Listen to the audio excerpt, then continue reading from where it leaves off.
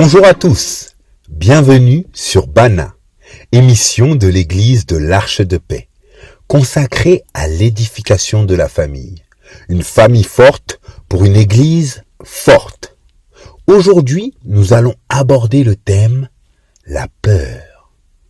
Nos sentiments sont conditionnés par les événements qui composent notre existence, mais aussi par la manière dont nous appréhendons la vie.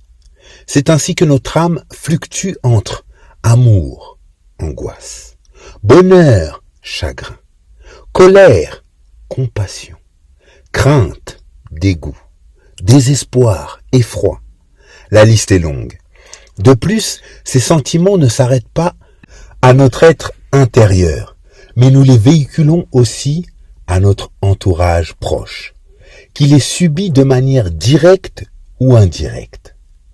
Aujourd'hui, nous parlerons de la peur, un sentiment qui s'oppose à l'amour selon Dieu, mais également à la foi. Car la parole nous dit, « Or, sans la foi, il est impossible de lui être agréable. » Hébreux 11, verset 6. Par définition, la peur est un sentiment, une émotion qui accompagne la prise de conscience d'un danger. Par ailleurs, le danger implique la notion de sécurité. Un état recherché dans chaque domaine de la vie d'un homme. Sa famille, son travail, ses projets et bien plus encore. En dehors des dangers réels et palpables qui se présentent à nous, ce sentiment de crainte peut être causé par notre façon de percevoir d'une part les situations passées et d'autre part le présent et l'avenir. Autrement dit, la peur de mal faire, peur de l'échec, peur de perdre, peur de manquer, peur d'un danger potentiel qui parfois ne verra jamais le jour. Et dans cet état, nous créons alors une atmosphère d'insécurité dans nos maisons. Or, de par sa position dans la famille, le père a la responsabilité de sécuriser son foyer.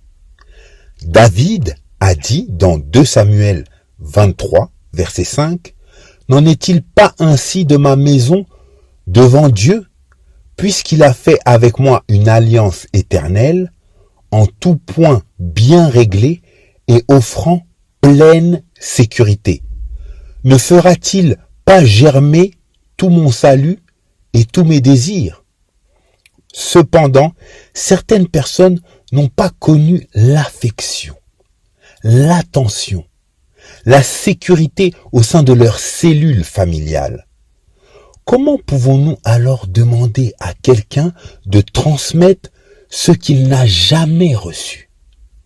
Nous comprendrons donc que ce mal-être peut causer le déséquilibre dans un couple et le manque d'assurance, voire même l'insécurité dans la vie des enfants. Tout ceci entraînant des familles séparées, divisées, quand bien même elles vivent sous un même toit.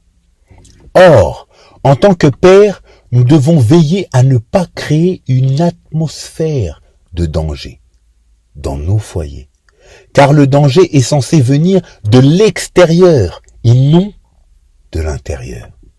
Lévitique 26, verset 5 le confirme. « À peine aurez-vous battu le blé que vous toucherez à la vendange, et la vendange atteindra les semailles.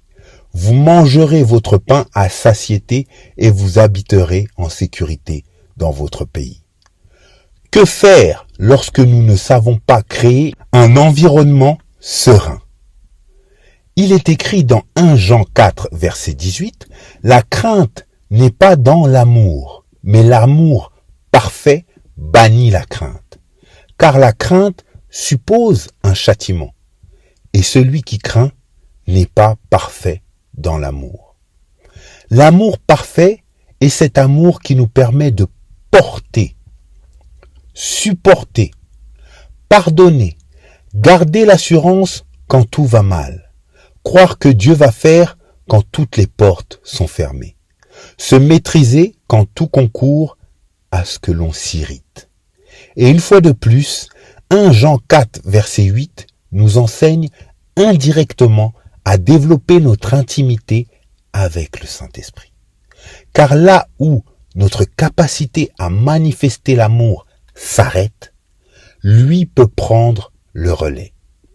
Il joue alors un grand rôle, car lui seul est en mesure de rendre notre amour parfait.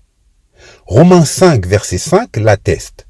Or, l'espérance ne trompe point, parce que l'amour de Dieu est répandu dans nos cœurs par le Saint-Esprit qui nous a été donné.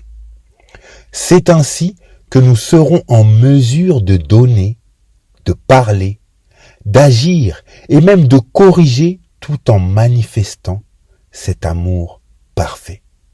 Il est donc possible d'exercer son autorité de père sans pour autant créer ce sentiment d'insécurité. 1 Thessaloniciens 3, verset 12 le témoigne, que le Seigneur augmente de plus en plus parmi vous et à l'égard de tous cette charité que nous avons nous-mêmes pour vous. Enfin, ne nous imposons pas de manière à introduire la rébellion dans nos maisons. En effet, certains actes peuvent causer de l'amertume, voire de la haine dans le cœur du prochain. Dans ce cas, pardonnons-nous les uns les autres et remettons-nous simplement entre les mains du Seigneur. Car Proverbe 10, verset 12 nous dit « La haine excite des querelles, mais l'amour couvre toutes les fautes. » Aimons-nous les uns les autres, selon l'amour parfait de Christ. C'est ainsi que nous verrons la gloire de Dieu dans nos foyers. Merci de votre écoute. Que Dieu vous bénisse.